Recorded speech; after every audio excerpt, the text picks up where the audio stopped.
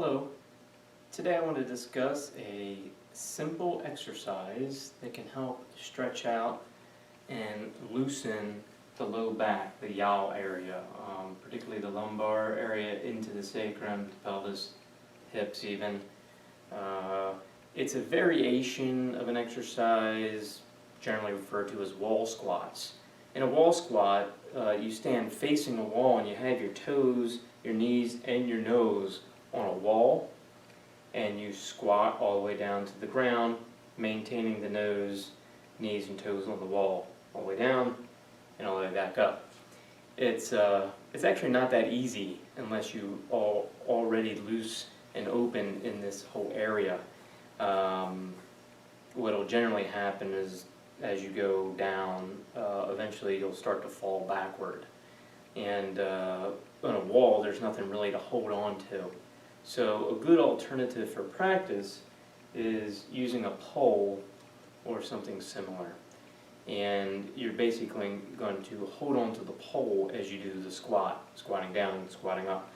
What you want to do is try not to depend on the pole too much. You could use it as a guide, you can use it to help keep you from falling back, but try to not depend on the pole so much. In other words, try to do it as correct as possible so as little pressure is on your hands, and you're trying to use as little strength as possible from your arms in order to keep yourself from falling. When you do this, just like the wall squats, you want to put your toes against the pole, your knees against the pole, and your nose on the pole. And you're going to squat all the way down and come all the way back up. A couple things you want to remember or keep in mind. In Tai Chi and the type of Qigong that I do, we like to have an erect, kind of straight spine from the head down to the perineum. And in this particular exercise, because the nose stays on the pole, the angle of the neck bends relative to the angle of the back. It's fine.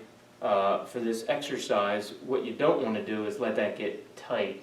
So as I start to squat down and this angle starts to change here, don't let that get tight while you're doing that.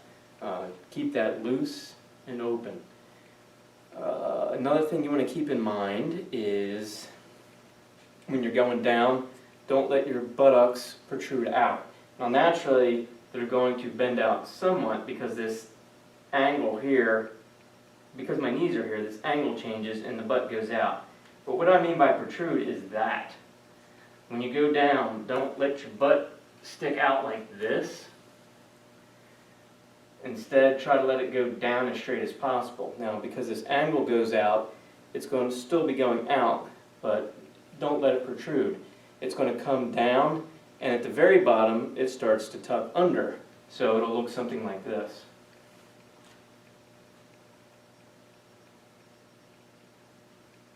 Keeping the neck relaxed, hips relaxed, trying to use minimal pressure in the hands and fingers. And rest down here. Let this hang down so it's almost coming forward, and let all this relax for a bit. And when you come back up, don't push out like this. Keep your knees against the pole.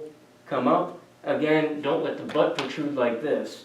When you come up, what you want to do, and I'll do this down and up so you can see it, but I just want to talk about this for a minute. When you come up, you want to initiate the movement from the tailbone, and from the tailbone straight up to the head. So as you squat down, you're going to come under, and your entire torso will move up as a unit. From the tailbone to the tip of the head, you raise up, and as that goes up, your legs will extend. Same thing when you go down. When you go down, you want to go down as a unit from the top of the head to the tailbone. As those go down as a unit, relaxing, the legs will bend. What I don't want you to do is bend your legs intentionally. And when you're down there, I don't want you to push up off the ground. I want you to initiate your movement from this area. You initiate by coming up this way, and as this raises, it'll get your legs to straighten for you. So that's how you want to do that. And it'll look something like this.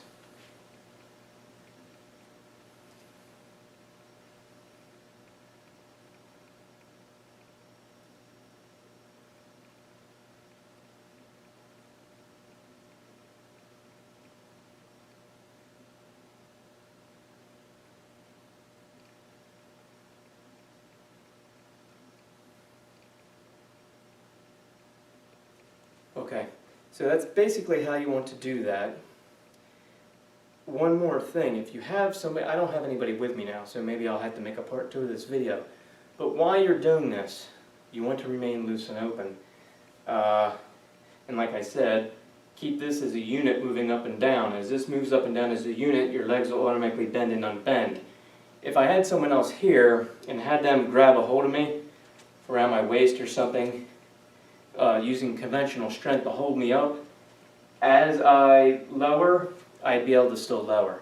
It would cause the person to buckle down with me. They wouldn't be able to hold me up using conventional strength.